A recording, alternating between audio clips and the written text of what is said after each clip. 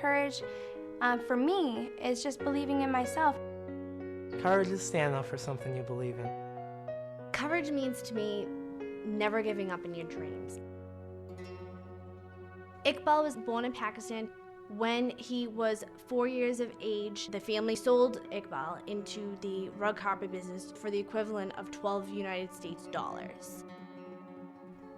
They had to tie little knots in the rugs, and it was horrendous conditions. He was chained to the loom. They weren't allowed to get up and stretch.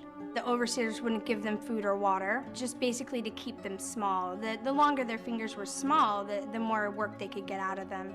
There was no light. If they made any mistakes whatsoever, they were beaten and put into these little torture chambers.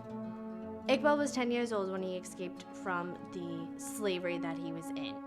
He knew that he wanted an education. Iqbal completed 6 years of school within 2 years.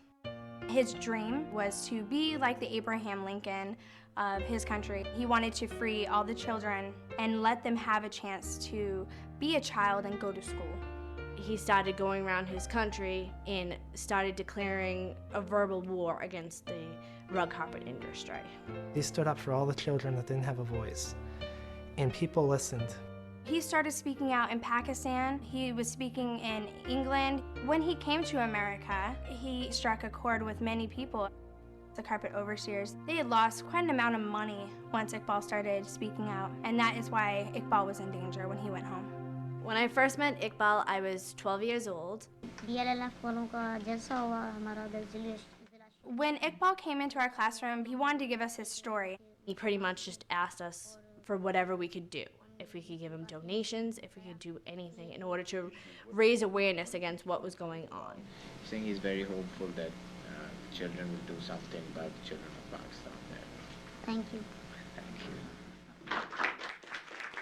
I believe Iqbal's real courage was the day that we had asked him when he visited, why are you going to go home when you know you're in danger? And he said, I need to finish what I started. I'm going to finish what I started. When he went home that April, that Easter Sunday, he was shot and killed outside of his grandmother's house.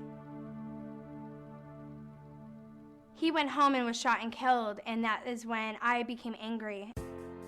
And instead of just being angry about it, a group of us decided we were going to build a school in Pakistan because that is what Iqbal's dream was.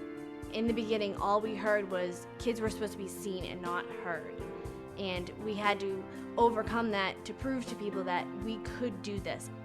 We crafted an email to send to all the other schools in the nation asking for $12 donations from each classroom because Iqbal was sold for $12 and he also was murdered at the age of 12.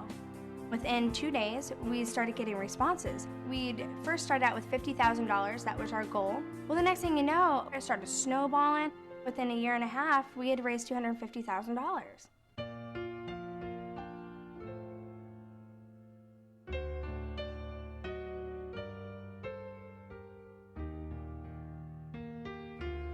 I've been involved in the campaign since I was in 8th grade. I'm a sophomore in college, and it definitely still has an effect on me. It's something I will never forget.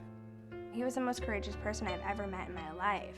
And without meeting Iqbal, I would have been that girl in the back of the class getting straight A's and not doing anything that matters. Iqbal was a very bright light. He knew what needed to be done, and he didn't give up. That's what courage is all about. It's not giving up. It's always putting the first step in front of the second step. It's just getting out there and doing it, and everybody can be courageous.